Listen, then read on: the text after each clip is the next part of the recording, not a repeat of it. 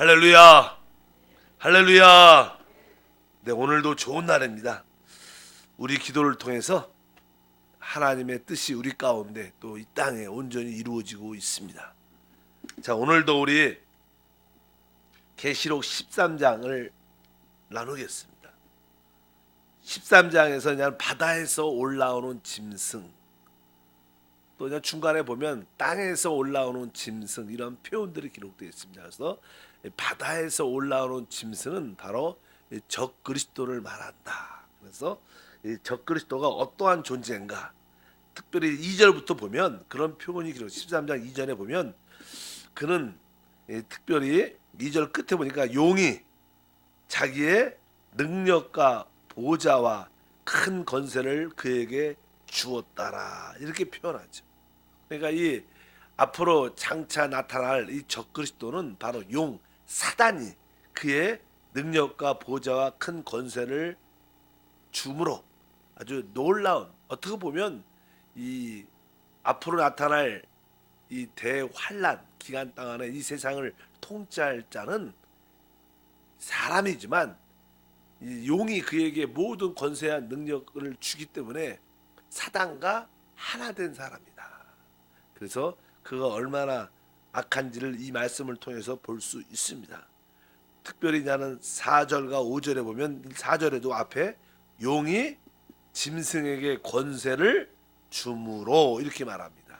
그래서 이 준다는 표현이 있고, 그러면서 그 권세를 받아서 5절 끝에 보니까 또 42달 동안 일할 권세를 받았다. 그래서 이게 42달은 3년 반을 말하죠. 그래서 그냥 7년 대환란이라고 말하지만 이 3년 전반 3년 반은 평화의 시간일 것이고, 그리고 후반 3년 반은 바로 이 적그리스도가 강력하게 자기 정체를 드러내면서 이 세상을 통치하는, 그러나 그가 이 세상을 통치할지라도 어떤 기간적인 제한이 있는 줄 믿습니다.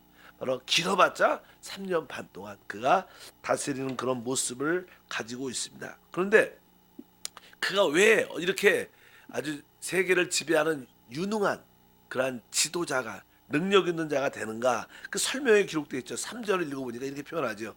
그의 머리 하나가 상하여 죽게 된 것 같더니 그 죽게 되었던 상처가 나음에 온 땅이 놀랍게 여겨 짐승을 따른다. 이런 표현들이 기록되어 있습니다. 13장 12절 끝에도 이런 표현이 있어요.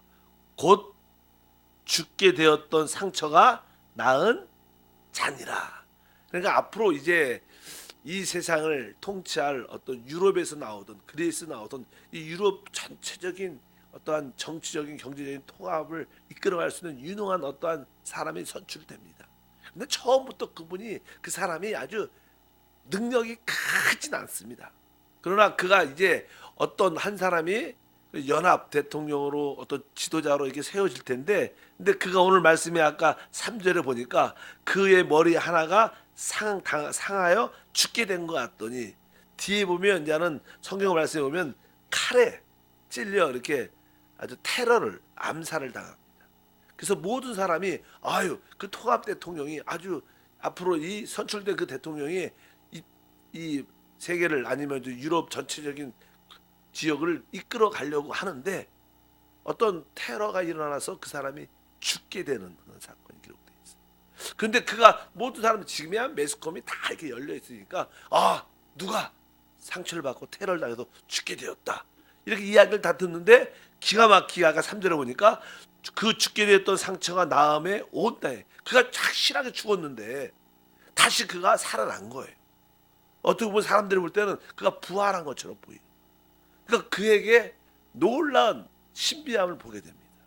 그때 이제는 사실은 사단의 영이 그에게 들어가면서 그가 소위 예수의 부활을 이렇게 모방해서 그도 부활한 것처럼 나타나면서 내가 바로 그리스도다, 이렇게 모습을 그대로 나타내는 겁니다. 그러니까 우리 주님도 죽으셨다가 3일 만에 부활하셨지 않습니까? 마찬가지로 항상 적그리스도는 이 그리스도의 모습을 자기가 진짜 그리스도 것처럼 나타나기 때문에, 표현하기 때문에 자기를 그리스도라고 말하지만 우리가 볼 때는 적그리스도라고 이렇게 표현을 하게 됩니다. 그래서 그 죽게 되었던 상처가 나음에 온 땅이 온 땅이니까 세상에서 그냥 매스컴을 통해서 많은 그 사람이 죽었는데 확실하게 다시 살아났더라, 치유됐더라, 회복됐더라.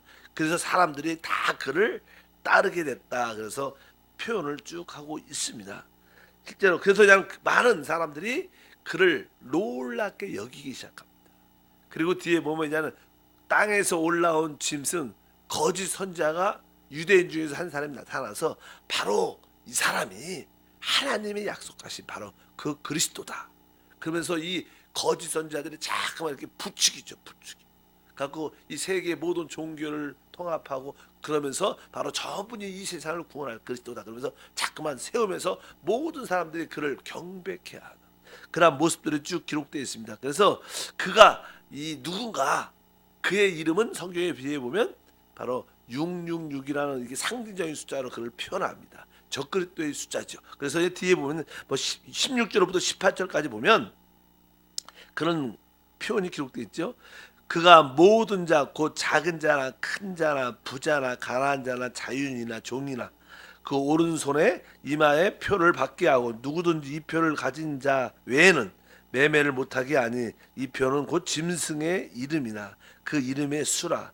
지혜가 여기 있으니 총명한 자는 그 짐승의 수를 세어보라. 그것은 사람의 수니 그의 수는 666이다. 그러면서 이제 거짓 선자가 아까 그 거짓 짐승이죠. 적그리스도를 그가 죽었다가 다시 살아났기 때문에 그를 하나님으로 이렇게 밀어주면서 그를 지키면서 그를 세우면서 그를 지지하면서 많은 사람들이 따르게 됩니다. 실제로 이 세상을 통치하려면요 어떤 왕이 있어야 되고 왕의 어떤 대변인이 있어야 돼요. 그 왕이 모든 말 다 하지 않죠. 그래서 옆에 어디 거짓 선지자들이 바로 이분이 진짜 거짓 선지라는 것은 아마 이게 종교화죠. 종교화. 그러니까 바로 이분이 바로 하나님입니다. 우리가 그동안 고대했던 우리가 이 세상의 구원을 고대했던 분이 바로 이런 분이다. 그러면서 그를 따르게 만드니까 참된 믿는 사람들만 빼놓고는 다 그를 경배하고 그를 따르는 모습을 갖게 되는데 그러면서 오늘 말씀에 바로 그가 이제 여러 가지 이유로 있지만 모든 통치를 할 때 사실 우리가 인류가 살아간다는 것은 항상 이렇게 먹고 살고 물건을 사고 팔고 상업적인 그런 모습이 인생에 되게 중요한 요소를 갖고 있기 때문에 오는데 말씀해 보니까 이제 모든 표를 받게 하고 특별히 17절에 보니까 이 표를 가진 자 외에는 매매를 못하게 하니 이 표는 곧 짐승의 이름이나 그 이름의 수다 이렇게 말씀하면서 그러니까 이제 모든 통치한다는 거예요. 공산주의에서는 이렇게 모든 물건을 사고 파는 것도 오랫동안 통치해 왔습니다. 물건을 배분하죠. 그래서 이제 어떤 정부에서 어떤 도시에 물건을 몇 개 보내고 또 어떤 지역에는 몇 개를 보내고 다 이게 물건 매매할 때 통치를 합니다. 이 시장 경제가 아니기 때문에 거기는 지금이야 우리는 민주주의는 가장 기본 원리가 시장 경제입니다. 그러니까 서로 공급하고 수요가 있고 사고 팔면서 가격을 정해지는 건데 그것은 나라에서 통치하는 거예요. 그렇기 때문에 아마 이런 시스템으로 모든 상업적인 모든 물건들이 다 정부의 통제를 받게 되는 통제하는 여러 가지 방법이 있겠지만 그래서 보통 또 어떤 컴퓨터를 연구하시는 분들은 바로 이 666이라는 숫자가 이 바코드의 숫자다. 이렇게 요즘에는 다 이게 마트고 다 이게 물건이고 다 이렇게 계산을 사람이 우리가 물건을 사도요 이게 얼마인지 잘 몰라요. 그냥 다 계산이 바코드를 짝 결과만 나오니까 그래서 이 모든 시스템이 아마 전자 이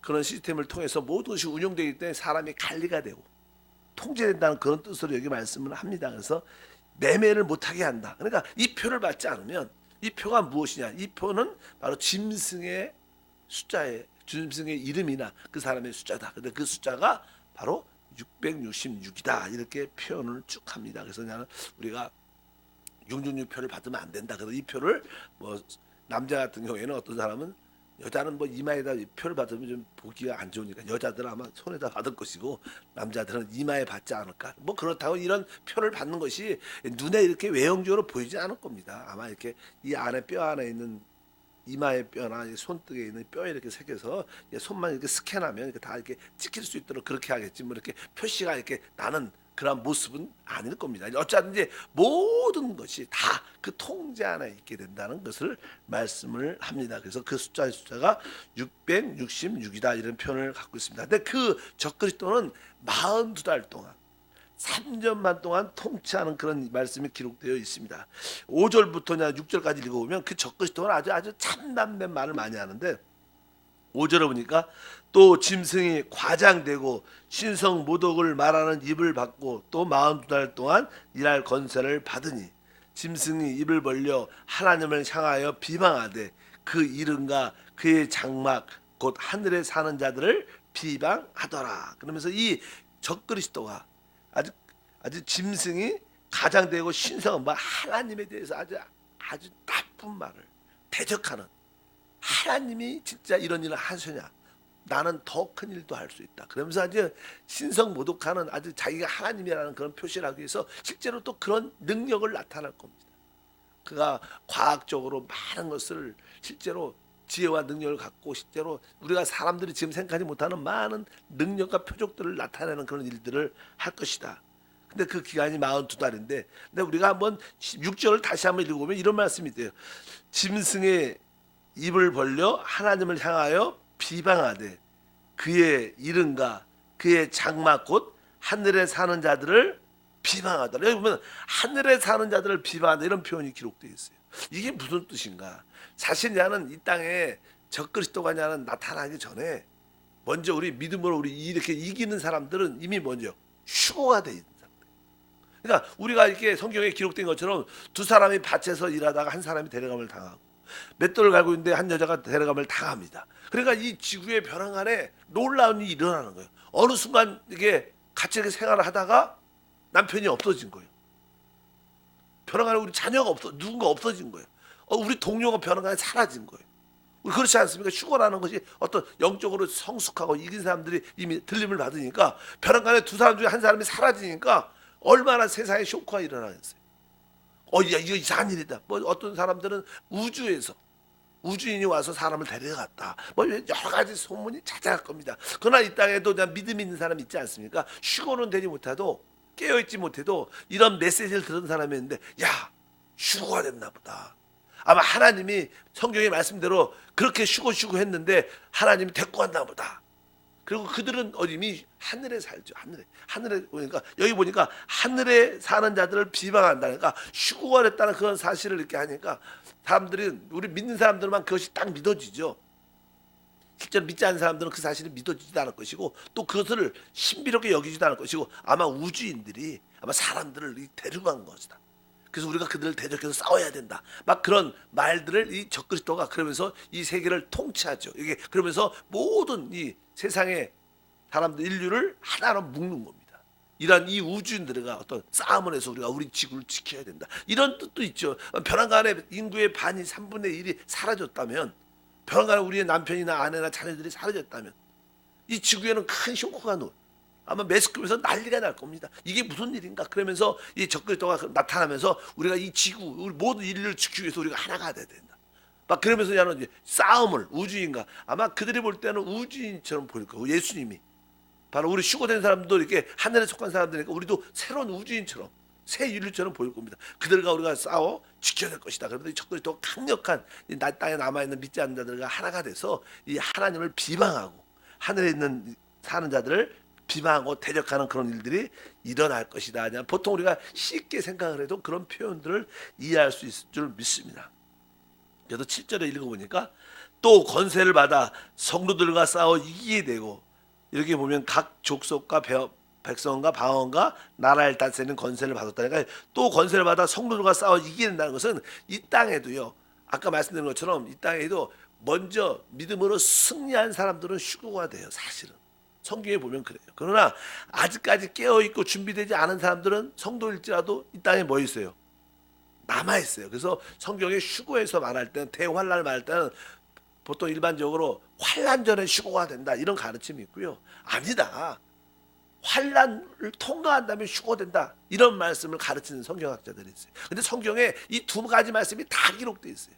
환란 전에 휴거가 되는 사람이 있고 이 땅에서 환난을 통과하고 휴거가 된 사람이 성경은 다 기록되어 있습니다. 그러니까 그들이 이 말씀을 몇 가지 붙잡고 우리는 맞다, 성경이 봐라, 말씀을 봐라, 환난 전에 휴거된다. 아니다, 여기 봐라, 환난을 통과하고 휴거되지 않느냐, 이렇게 가르침이 팽팽히 있었는데, 사실 어떻게 영적으로 보면요, 이 두 가지가 동시에 다 이 맞는 말씀입니다. 그래서 아마 이기는 사람들이 먼저 환난 전에 휴거될 것이고, 그렇지 않은 사람들은 환난을 통하여 그들이 변화되고 성숙해진 다음에 휴거될 것이다, 이렇게 말씀을 하는데, 여기 보니까 이 땅에도 아직 성도들이 남아있다는 거예요.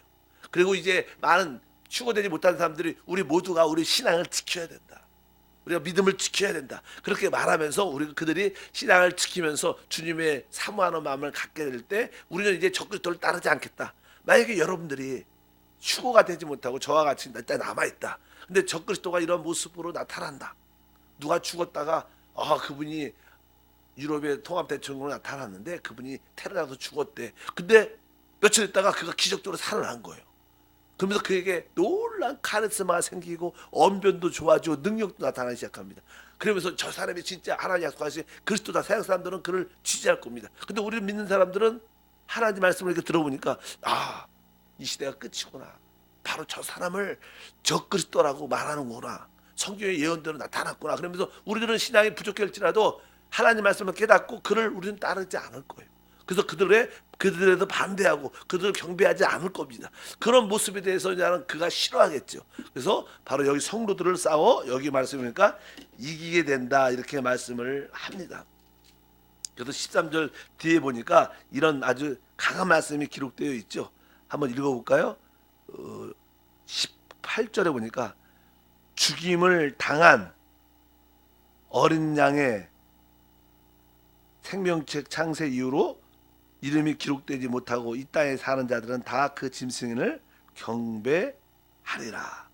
9절에 누구든지 귀가 있거든 들을지어다, 이렇게 말씀하면서 10절에 사로잡힐 자는 사로잡혀갈 것이요 칼에 죽을 자는 마땅히 칼에 죽을 것이니 성도들의 인내와 믿음이 여기 있느니라, 이렇게 말씀을 해요.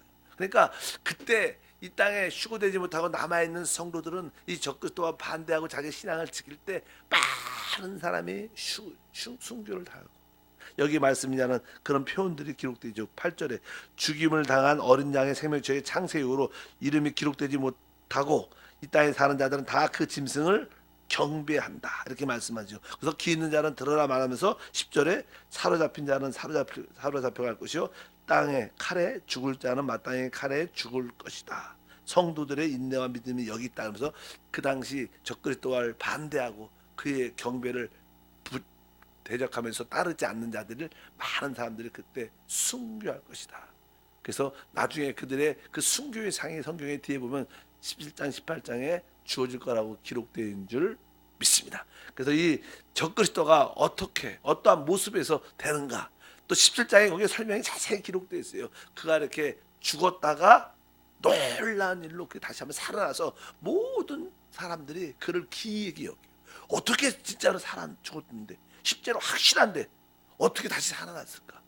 바로 저분이 바로 우리가 말하는 예수 그리스도인가 보다. 그러면서 많은 사람들이 그를 추정하게 됐죠.